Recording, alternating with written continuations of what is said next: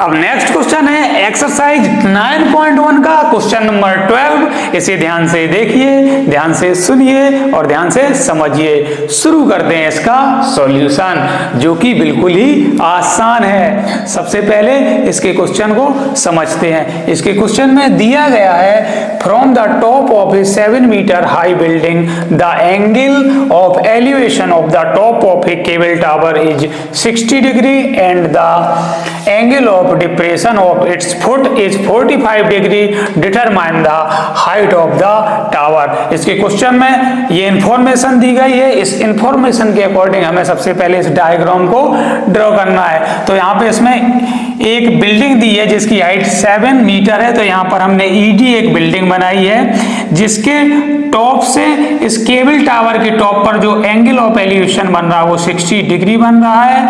दूसरा, इस बिल्डिंग के टॉप से टावर के फुट पर जो एंगल ऑफ डिप्रेशन बन रहा है वो 45 डिग्री बन रहा है। तो यहाँ पे हमने बना लिया है 45 डिग्री और इस ईसी लाइन को ड्रॉ किया है। तो ये ईडी और एसी ये दोनों पैरेलल लाइन है। ये जो ईसी है वो ट्रांसवर्सल है, तो ये एंगल भी 45 डिग्री हो जाएगा। तो इसमें हमें इस केबल टावर एसी की हाइट फाइंड करनी है इस क्वेश्चन में। तो हम शुरू करते हैं यहीं से, लिखते हैं AC इज अ टावर और हमें AC ही फाइंड करनी है। तो इसके लिए हम सबसे पहले लेते हैं इन ट्रायंगल CDE में, in triangle CDE, triangle CDE में हम लेंगे tan थीटा, क्योंकि हमें इसमें परपेंडिकुलर और बेस चाहिए जो कि tan थीटा में होता है। तो इसका परपेंडिकुलर है ED, तो यहाँ पर हम लिखते हैं ED अपॉन बेस है CD, तो यहाँ पर बेस की जगह हम लिखते हैं CD। ट्रायंगल CDE में जो थीटा की वैल्यू है वो 45 डिग्री है। तो यहाँ पर tan और थीटा की जगह हम रखेंगे 45 डिग्री। ईडी बिल्डिंग है जिसकी हाइट हमें 7 मीटर दी है, तो ईडी की प्लेस पर 7 रखेंगे और सीडी एज इट इज आ जाएगा। tan 45 डिग्री की वैल्यू कितनी होती है? 1 होती है। तो यहाँ पर हम क्या लिख देंगे? 1 लिख देंगे। 1 is equal to 7 upon C D. तो यहाँ से 1 के नीचे 1 कर लेते हैं और क्रॉस मल्टीप्लाई करा देते हैं। तो यहाँ पर C D is equal to आ गया हमारा 7 मीटर। सी डी क्या है? सी डी ये सी से डी की डिस्टेंस है, तो ये सी डी 7 आ गई।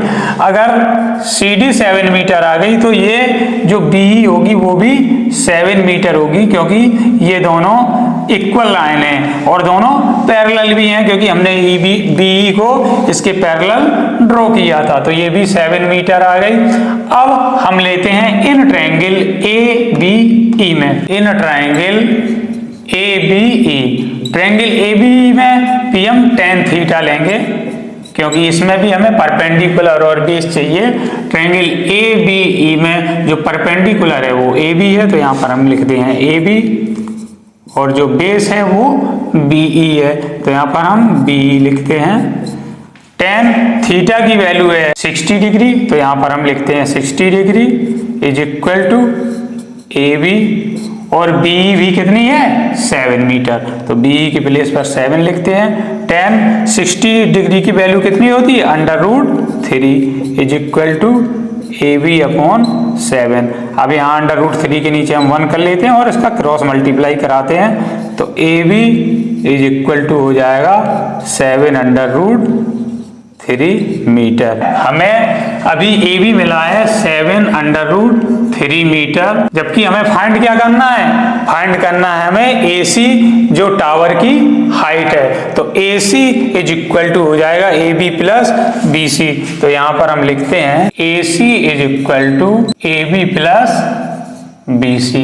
तो A C is equal to हो जाएगा, ए बी है 7√3 प्लस BC कितना है? 7। BC 7 कितना है? क्योंकि जो ED बिल्डिंग है वो 7 मीटर थी और ED के ही पैरेलल और इक्वल BC है, तो BC भी कितनी है? 7 मीटर है। तो यहाँ पे इसको हम ऐड कर देते हैं, तो AC इज इक्वल टू हो जाएगा 7√3 प्लस 7 से 7 हम कॉमन ले लेते हैं, तो यहाँ पर कितना बचेगा? √3 प्लस 1। तो AC इज इक्वल टू आ गया 7√3+1 मीटर। यही क्या है, हाइट ऑफ द टावर है जो कि हमें फाइंड करनी थी। तो यही इसका क्या हो गया, आंसर हो गया।